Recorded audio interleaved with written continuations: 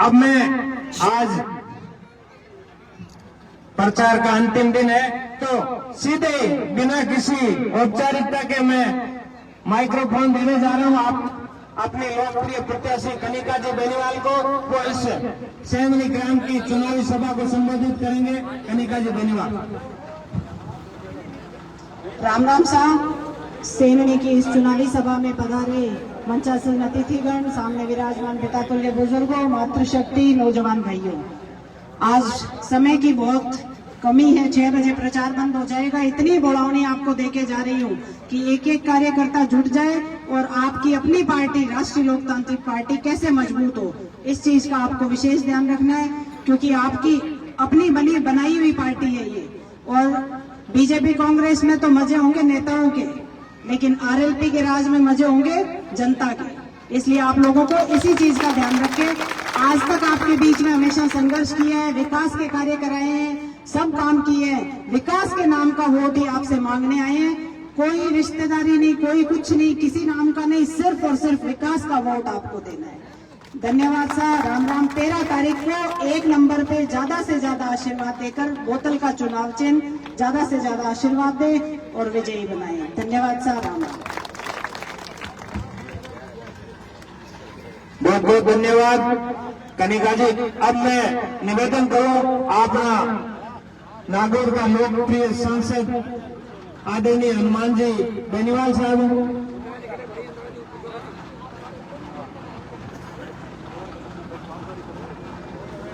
आदरणीय एमपी साहब संबोधित करेंगे।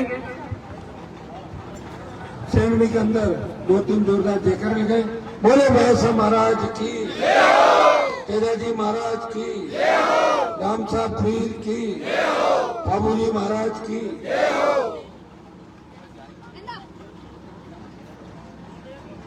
सेंधनी के अंदर जो आपने हमेशा आशीर्वाद मेरे ऊपर रखा, और पिछली बार जब नाव डगमग हो रही थी उस वक्त भी सेंधनी से आपने हमें जिंदाबाद रखा, मुझे पूरे।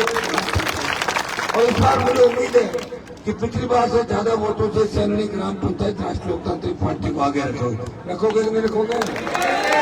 अगला लाभ आपकी उम्मीदवार महिला है। हम दोनों भाइयों का खूब सम्मान आपने रखा। इस बार आपकी इच्छा थी, सबकी इच्छा थी कि महिला प्रत्याशी को उतारे। महिला प्रत्याशी को उतार दिया। मेरी तरफ से जी जान मैंने लगाई इस पंचायत के मान और सम्मान के लिए। तब आपकी माइनिंग का मामला हो, जब आपने यहाँ में गड़बड़ करी थी सरकार, जैसा आपने चाहा वैसा ही हुआ। सेंधनी के चारों तरफ सड़कों का जाल बिछा, सीसी रोड, अंदर और जितने ढाणियों का काम थे सब निकाल दिए। पीने के पानी के काम भी करेंगे। तालाब आपका खूबसूरत बन रहा है। और भी कोई सेंधनी के काम हो आप मुझे बता देना। सेंधनी के 100% काम मेरी तरफ से जो भी सरकार के एमपी के होंगे सारे काम आपको होंगे। पहले की तरह जिस तरह मेरे पिताजी का आशीर्वाद रखा, मुझका आशीर्वाद रखा, उससे ज्यादा आशीर्वाद आपको इस बार राष्ट्रीय लोकतांत्रिक पार्टी, जिसके पीछे पूरी दिल्ली की सरकार और राजस्थान की सरकार पड़ी हुई है। भाइयों याद रखना, हनुमान बेनीवाल की मजबूती में ही किसान दलित शोषण की मजबूती है। यही एक ऐसा व्यक्ति है, आम आदमी गरीब आदमी की पीड़ा सुनता है, जो हवाओं के विपरीत चलता है, वो सत्ता के विपरीत चल के अपने लोगों की रखवाली करता है। कहीं ऐसे हाथों में खीर से मत सौंप देना कि बाद में कहने को मिले कि लुटेरे खीर के अंदर आ गए, डाकू आ गए। इस बात का आप ध्यान रखना, क्योंकि जो व्यक्ति बीजेपी से लड़ रहा है वो मेरी स्कूल में पढ़ा हुआ और फेल हो गया था, इसलिए भाजपा में भाग गया। भगोड़ा और भगोड़े को ये संदेश दो कि यही से तो तू सब कुछ बना। जब मेरी पीठ में छुरा घोंप दिया, वो जनता की पीठ में छुरा घोंपते रहे, 1 मिनट में नहीं लगाएगा। ज्यादातर लोग 335 साल कई सेंटर में देख रहे तो आती बात में सब बातें समझ जाओ। और मेरे को तो बच्चा बच्चा जानता है कि हनुमान जी कैसे नैन जी आएगा, बागियान पूरी नहीं मारे गए बात। ठीक हो? ठीक। तो हमको पूरी मदद कर दो। और चूंकि 2-3 प्रोग्राम कैंसिल हो गए, इसलिए मैंने कहा आज मेरी रूढ़ में रैली और पांचोड़ी, अब जाऊंगा पांचोड़ी, फिर आऊंगा रूढ़, तब तक 6 बज जाएगी। आप सब रूढ़ की तरफ बढ़ना। 3 साढ़े 3 बजे के लगभग ऋण अटक सारे चलने के लोग और ऋण की सभा को जबरदस्त करना है। और आज का संदेश ये चुनाव जिताएगा। इसलिए सब नौजवान गली गली घर घर एक एक बच्चा महिलाएं बेटियां इसके लिए वोट मांगो, क्योंकि अब हमारा 6 बजे बाद काम समाप्त हो जाएगा। अब 2 दिन आपको रखवाली करनी है, गांव की रात को भी रखवाली करनी है, दूसरे तरीके से करनी है। आचार संहिता का भी ध्यान रखना है। कोई 6 बजे बाद जरूरी नहीं झंडे पर्दे लगा घूमो, आराम से माए माए यहाँ पर काम करना। समझ गया ना बात?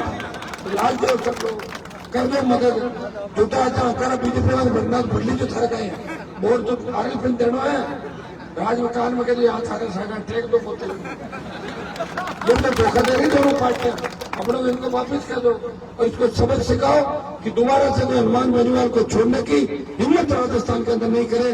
बहुत बहुत धन्यवाद। मेरे 25 साल जीवन के मैंने आपको दिए और ये अंतिम लड़ाई है। अंतिम लड़ाई में ये भी साथ आ गया। अंतिम लड़ाई का क्षत्रिय सर है, तो अंतिम लड़ाई के रण के अंदर जिस तरह महाराणा प्रताप लड़ाई लड़ी थी, जंगलों में घास की रोटी खानी पड़ी, फिर भी उस व्यक्ति ने लोग को गुलामी स्वीकार नहीं की। इसे इतिहास गवाह है। हनुमान बेनीवाल राजस्थान की राजनीति के अंदर आपको जगाने के लिए देश के अंदर आपका सम्मान बढ़ाया और लड़ता रहा सत्ता को ठोकर मार के। इसलिए आप सब लोग मेरी मदद करना और शेड्यूल कास्ट के भाइयों को विशेष आग्रह रहेगा कि आपके आरक्षण को जिस तरह बीजेपी ने हरियाणा में तोड़ा, राजस्थान में तोड़ने की तैयारी है। कोई नहीं बोलेगा सिवाय मेरे। इसलिए मुझे मजबूती देना। रेवंत जी को तो पता ही नहीं आरक्षण क्या है, वो तो अखबार को उल्टा पकड़ते। एक बार मेरे कह रहे थे कि देखो साहब आप में से की सवाल सुना तो उल्टी लेती है। अरे मैं अखबार बोर्ड खराब मत करिए, मेरे घर में लीजिए बोर्ड में। बहुत बहुत आपको धन्यवाद।